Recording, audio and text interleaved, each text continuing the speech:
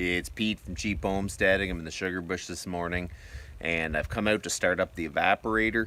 Normally we have 2 or 3 boils in a season, but this is going to be pretty much it. When you look at the weather, we're not going to get any more sap if the temperature stays the way it's going, and it shows that it's going to be pretty warm. So I really do love spring, but it has messed up the maple syrup season for sure. So we're going to fire up the evaporator and start the day. It's going to be a pretty long day, and I thought, you know what, I'm going to bring you along for the whole day, just so you can get a feeling of what it takes to make maple syrup. So I throw a bunch of logs on the bottom, and from last year when I put out the fire, I had a whole bunch of this charcoal wood, and this stuff's invaluable because this stuff fires up really good. That's why they sell you charcoal, because if you have burnt wood, it is so much easier to get it up and going again. I put it out with water, but I mean, it had a whole year to dry in there, and it really wouldn't have got wet. I built a base of logs. I'm going to try to put some of that charcoal in the middle and then on top of all the logs, so when she fires up, it's going to catch those logs, and then I can just keep feeding the fire.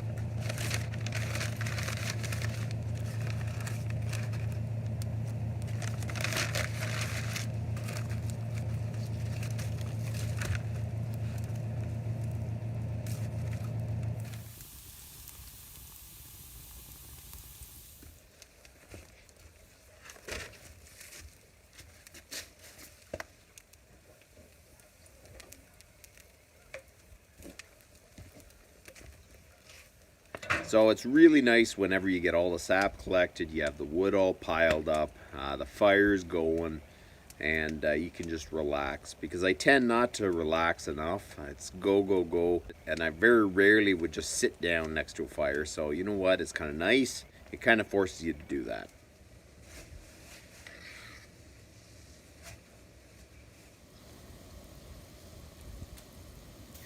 We are about 8 hours into the boil here, and I've got about 300 liters left in the tank, and the rest of the pans we just got to boil it down a little more. It'll probably take about a couple more hours, and then we'll be able to put the rest of the sap that's in the tank into the pans. And once all my sap is in the pans, you know you're on the home stretch, because basically all the sap is actually heating up, and it goes a lot quicker. My guess is we'll probably be done about 10 o'clock tonight. It takes a long time to make maple syrup. So I'll show you kind of my homemade evaporator setup. Basically, you just start a fire up under this end, and this is what heats your main pan. You can see that my main pan's just starting to boil again because I put a bunch of sap in it, which cooled it down. So that is where most of the evaporating takes place.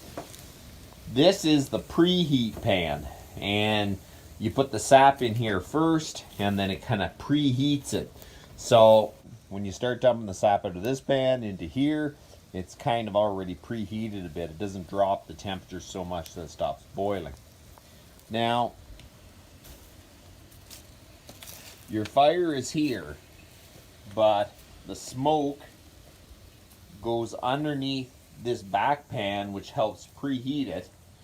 And then the smoke goes, and it goes out the chimney here. The sap out of the cube here, it preheats, and then we slowly dump it into this pan where most of the boiling happens.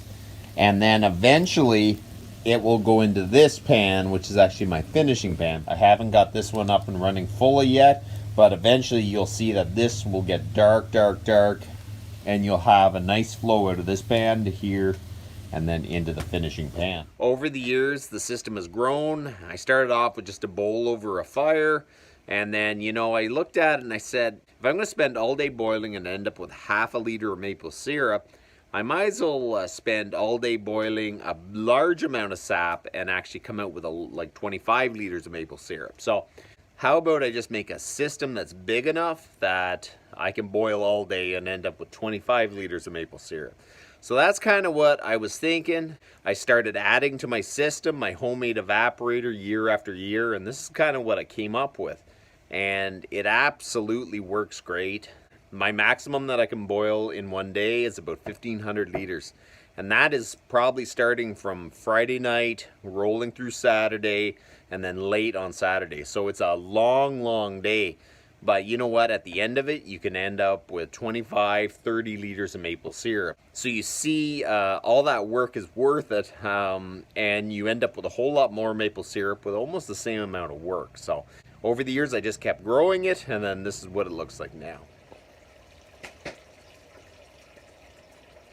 So every year my plan is to film the whole day boiling maple syrup, right from when I start the fire to when I take off the finished maple syrup.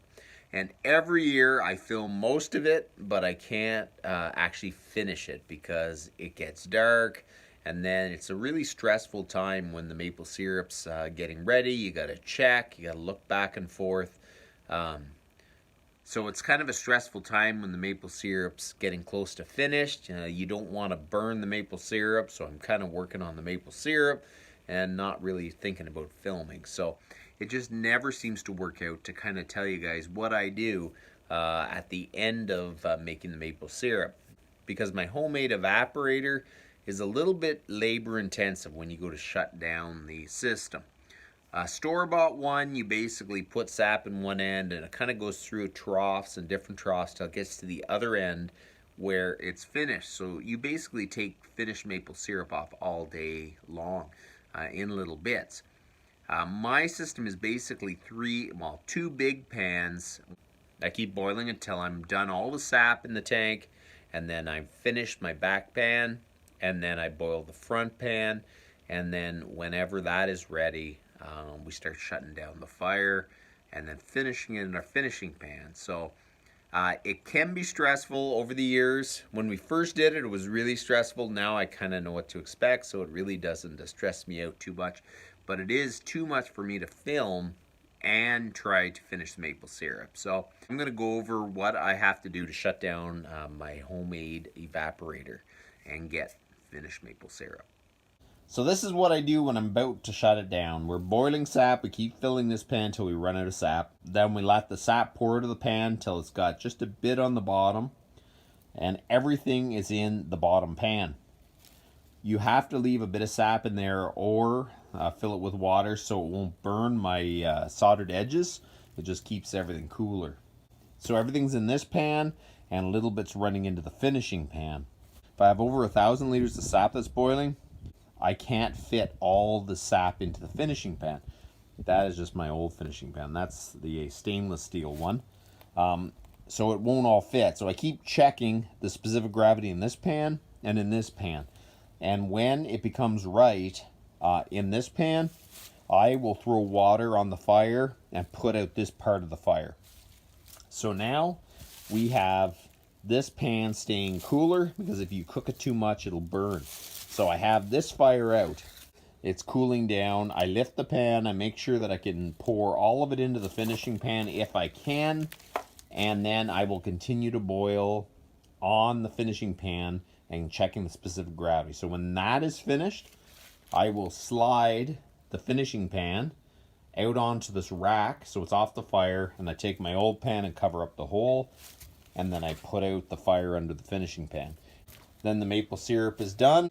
I pour it off into pots that have sealed lids so we can carry it back. So my wife got these pots that have sealed lids that they clip on and you can't spill the maple syrup. You know what, for years we were carrying them with just lids, and that is very stressful. You've worked all day long to make your maple syrup and you don't want to drop it carrying it back to the house or something like that. So it's really important to invest in nice sealed pots And since we've got that, it doesn't bother me bringing it back, because you know that the maple syrup's staying in there. We're going to go back to the kitchen. I'm going to show you how much maple syrup we made when we started boiling at 5 o'clock and we ended at 1 that night. It's a long day, but you know, really, this system is great. It will actually boil a lot of maple syrup. We boiled a total of about 1,100 liters of sap, which is just phenomenal out of a homemade evaporator. You can't get any better than that. So while you can just keep tweaking it every year, but I am super happy with how much capacity this system has. So let's head back to the house and I'll show you how much maple syrup we have. This is what we ended up with, 19 liters of maple syrup. It's actually a pretty good haul. So the sugar content had to be a little bit down in the sap, but you know what? I call that a success. 19 liters. It's actually 19 and a half. I have about another cup that's just in the fridge. So I'm super happy with this. This is a good first boil. I thought this was completely finished, but the weather's looking good this week, so we might actually have another boil next week.